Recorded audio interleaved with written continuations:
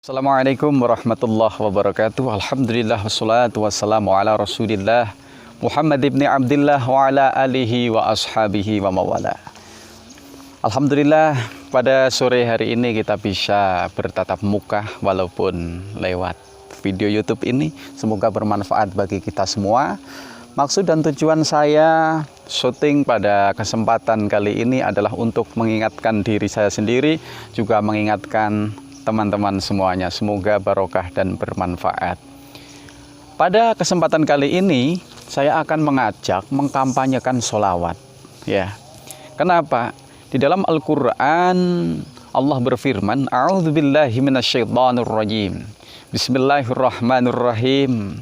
Innallaha malaikatahu yusholluna 'alan nabi ya ayyuhalladzina amanu shallu 'alaihi wa sallimu taslima. Yang pada intinya Allah bersolawat, malaikat bersolawat, sehingga kita disuruh oleh Allah, ya ayyuhalladzina amanu shallu 'alaihi wa sallimu taslima. Wahai orang-orang yang beriman, solawatlah kepada Nabi Muhammad sallallahu alaihi wasallam. Kenapa kita selalu diperintahkan untuk bersolawat? Karena ini menurut saya sendiri merupakan bagian daripada rasa syukur kita kehadirat Allah Subhanahu wa Ta'ala. Rasa syukur yang bagaimana? Nikmat yang apa? Yang bagaimana? Adalah nikmat kita menjadi umat Nabi Muhammad sallallahu alaihi wasallam. Para pemirsa, yang lebih kita syukuri adalah kita sudah dijadikan oleh Allah Subhanahu wa Ta'ala menjadi umat Nabi Muhammad sallallahu alaihi wasallam.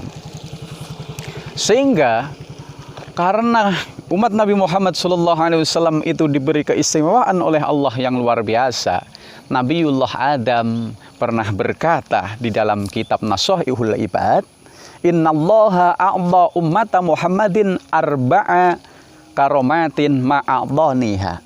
Sungguhnya Allah Subhanahu wa Ta'ala telah memberikan 4 karomah kepada umat Nabi Muhammad.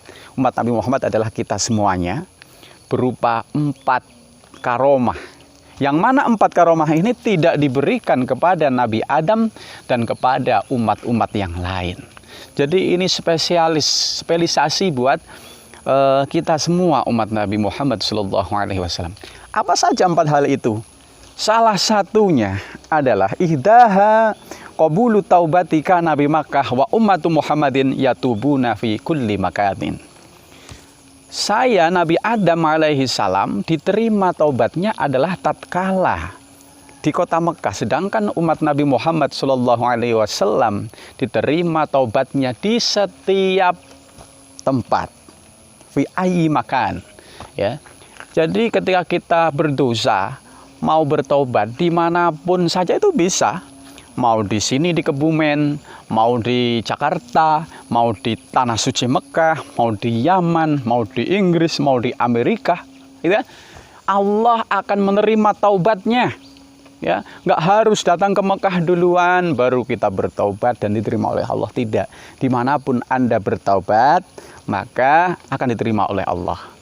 Juga jangan sampai putus asa dari rahmat Allah. Seberapa besar pun dosa yang kita lakukan, Allah itu rahmatnya lebih luas daripada murkanya.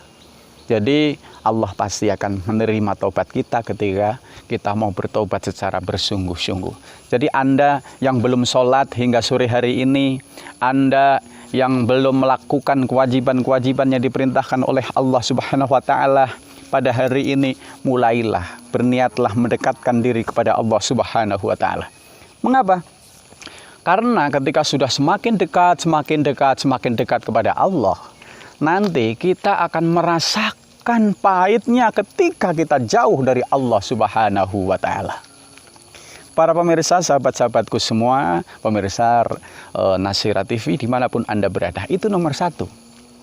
Yang nomor 2, wasania anni kuntu labisan falamma asaitu ja'alani uryanan. Tatkala saya bermaksiat kepada Allah, ini pengakuan Nabi Adam alaihi salam. tatkala memanjangkan tangannya untuk memetik buah khuldi, beliau itu mengatakan berdosa, bermaksiat pada Allah karena mendekati pohon larangan. Dan manakala Nabi Adam itu bermaksiat kepada Allah, posisi beliau itu sedang berpakaian rapi di surga. Bagaimana pakaian indahnya kayak apa? Tapi ternyata setelah bermaksiat, beliau mengajak Siti Hawa untuk bermaksiat juga. Yang tadinya belum mengetahui kalau itu merupakan maksiat, ini berkah godaan setan, berkat rayuan setan. Akhirnya memetiklah pohon khuldi. Dan setelah memetik pohon khuldi, Nabi Adam alaihissalam dan Siti Hawa diturunkan ke dalam surga dalam keadaan telanjang, tidak berpakaian. Coba bayangkan, kita umat Nabi Muhammad SAW, manakala kita ketika bermaksiat, lalu ternyata pakaiannya hilang, ya tiba-tiba telanjang. Anda bermaksiat di tengah kota, tiba-tiba pakaiannya hilang. Anda kayak orang gila dong, telanjang, ondal-ondal. Gitu ya.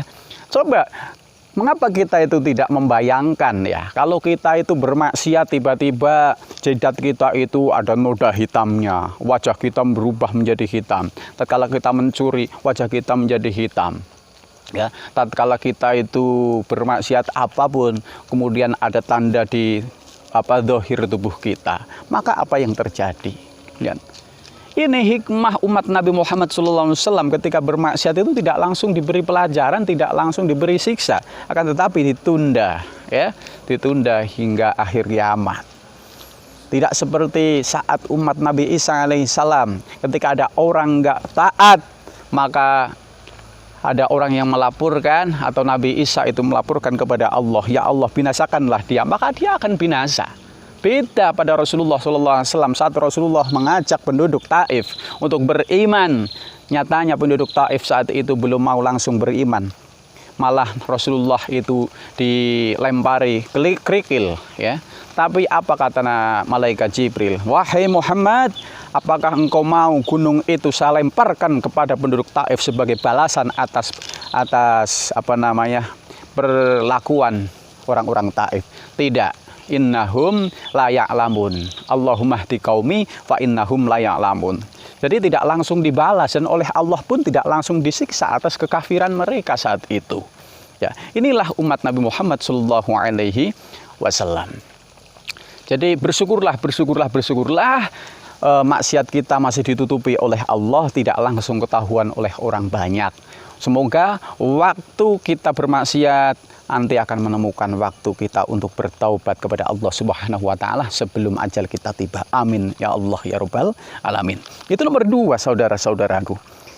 Yang nomor 3, wasalisatu lamma asaitu farraqa baini wa baina imraati. Wa ummatu Muhammadin ya'sunallaha wa ummatu Muhammadin ya'sunullaha wa la yufarraqu bainahum wa baina azwajihim. Para pemirsa, tatkala Nabi Adam melakukan kemaksiatan berupa mengambil buah khuldi, ya, maka Nabi Adam itu dipisahkan dengan istrinya. Di mana beliau itu dipisahkan?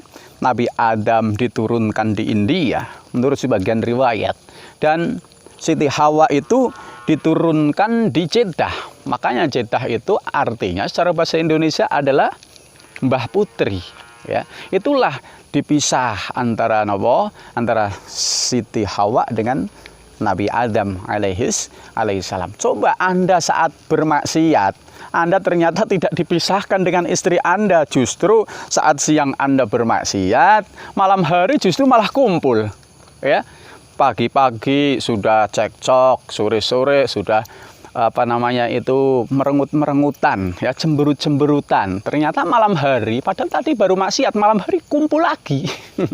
Itulah umat Nabi Muhammad luar biasa, ya. Coba andaikan Anda menjadi seperti Nabi Adam, ketika Anda bermaksiat langsung dipisah oleh Allah, sehingga saat itu Nabi Adam alaihissalam merasa sangat berdosa dan beristighfar. Rabbana dhalamna anfusana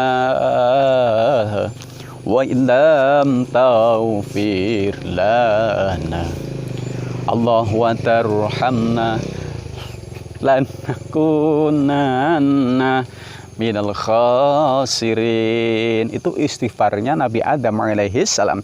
Itu nomor 3 saudaraku. Yang nomor 4, anni asaitu fil jannah fa akhrajani minha wa ummatu Muhammadin ya'saunallaha ta'ala kharijal jannah fa yudkhiluhum fiha idza tabu.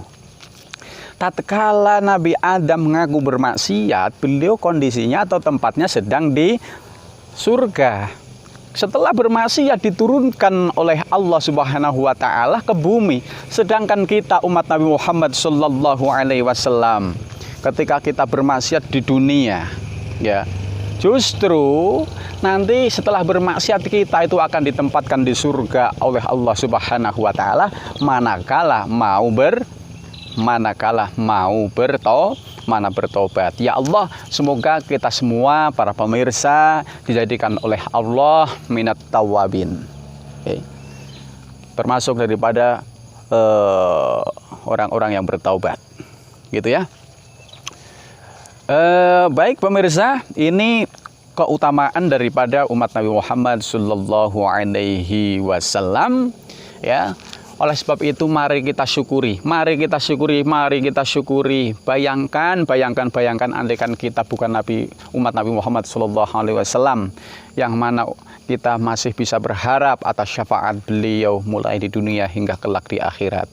Semoga kita semua juga termasuk daripada orang-orang yang mendapatkan syafaat, karena andaikan tidak ada syafaat dari Rasulullah Sallallahu Alaihi Wasallam, maka kita itu tidak ada artinya apa-apa. Allahumma sholli ala sayyidina Muhammad. Cukup sekian, akan kita sambung di lain kesempatan. Assalamualaikum warahmatullahi wabarakatuh.